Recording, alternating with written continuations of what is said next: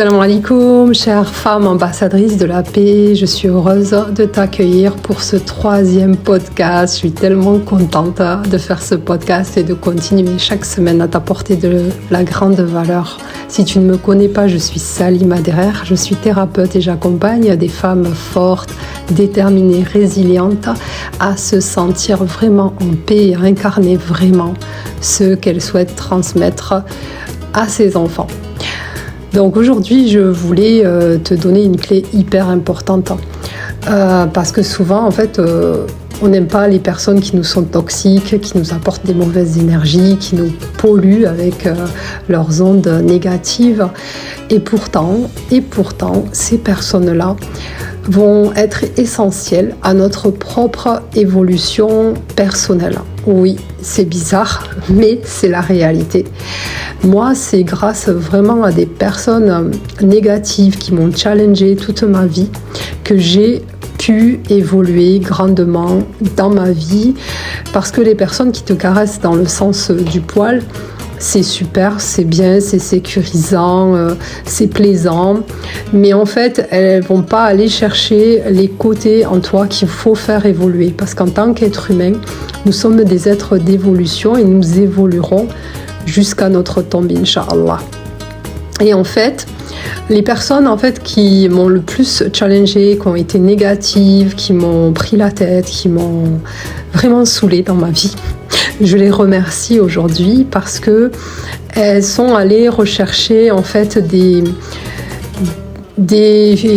parties de moi qui étaient réfrénées, qui étaient en colère, qui étaient traumatisées et qu'il fallait guérir.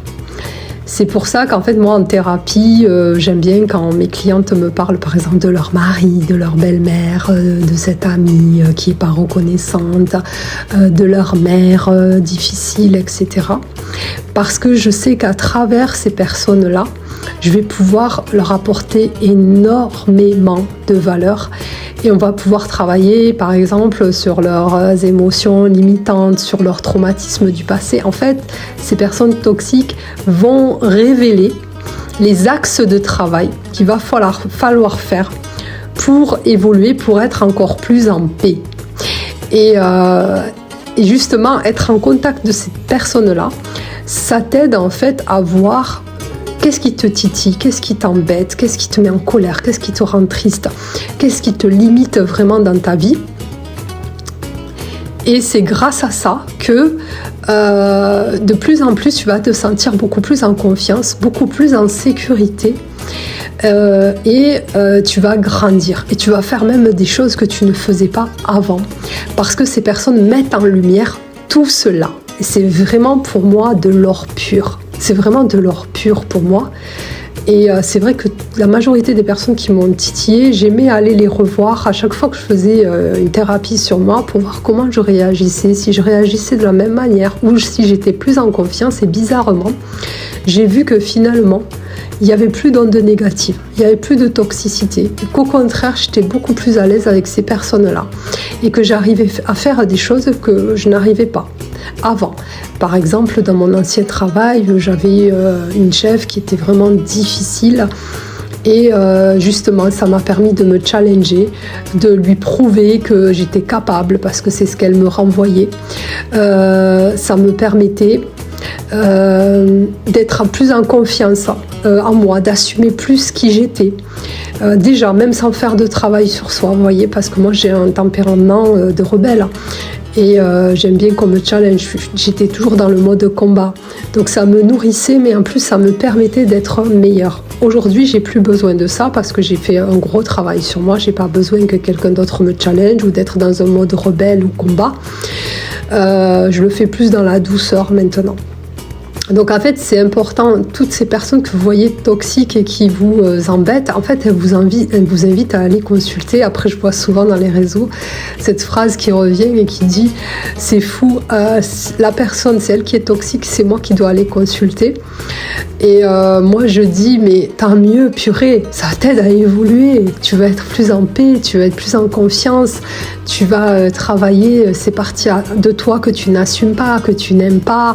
Et cette personne-là, justement, elle est là pour te relever voyez, te relever. Et ce qui est extraordinaire, c'est quand tu fais ce travail sur toi par rapport à des personnes qui te titillent et qui te challengent, et souvent c'est les maris qui nous challengent.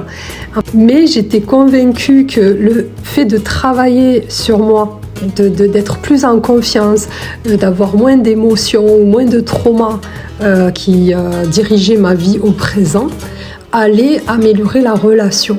Parce que ce qu'il faut savoir, c'est que plus toi, tu vas évoluer et plus ton environnement va évoluer. C'est-à-dire que plus toi, tu vas être plus en confiance, plus en sécurité, plus assumé, plus d'estime de toi. Donc les relations avec les autres vont évoluer. Là, j'étais avec mes clientes de la régénération relationnelle en séance de groupe. On parlait de la culpabilité, de l'énergie de la culpabilité qu'on travaille déjà dès le premier mois dans la régénération relationnelle. Et ça, c'est des choses à maîtriser. Même mes clientes m'ont remercié d'avoir mis ça dans le programme parce que ça a changé complètement leur vie, de se libérer de la culpabilité, parce qu'elles voient qu'elles sont moins sensibles à des attaques, des accusations.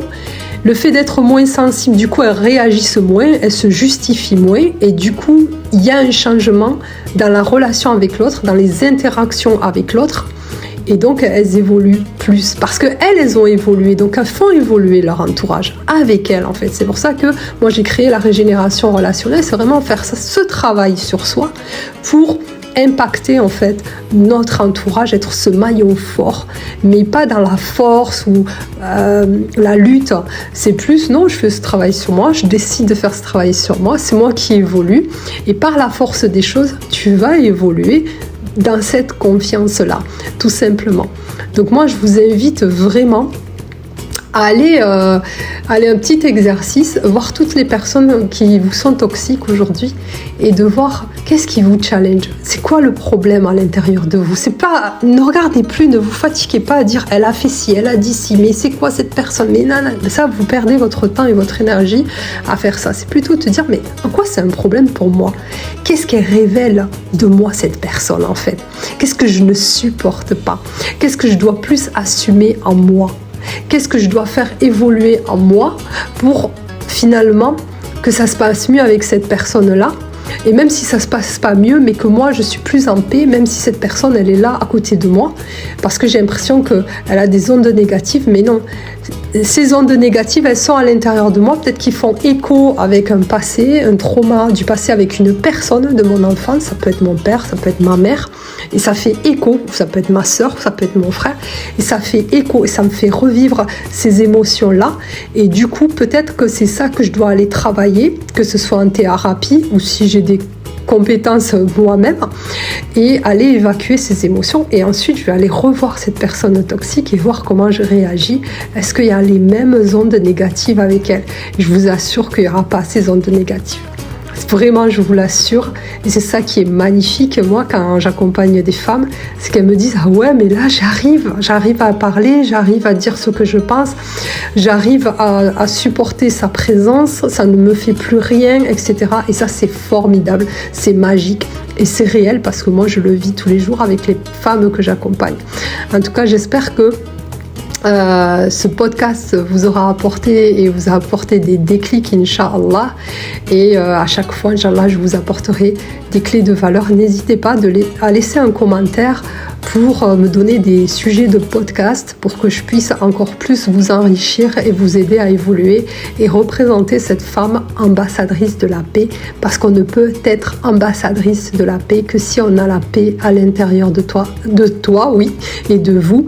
Et moi, c'est ce que je vous souhaite, c'est d'avoir la paix, parce que ça n'a pas de valeur, ça n'a pas de prix, excusez-moi, ça a de la valeur, mais ça n'a pas de prix que d'avoir la paix. C'est un luxe, surtout quand tu as vécu une vie difficile, parsemée d'épreuves, et que tu as été résiliente, patiente, persévérante, tu as été une combattante. Et je te souhaite vraiment, pour le reste de ta vie, d'être en paix, de ne plus lutter, de ne plus te fatiguer, mais de savourer cette sérénité et cette paix intérieure. Prends soin de toi, car ma priorité, c'est ta sérénité. Et je te fais de gros bisous. Et n'hésite pas à laisser des commentaires et ton avis sur ces podcasts, comment je pourrais améliorer, comment je pourrais t'apporter encore plus de valeur, Inch'Allah. Barakallahu fi, gros bisous. C'est vendredi aujourd'hui, Jumu'ah Mubarak, et à très bientôt. Salam alaikum.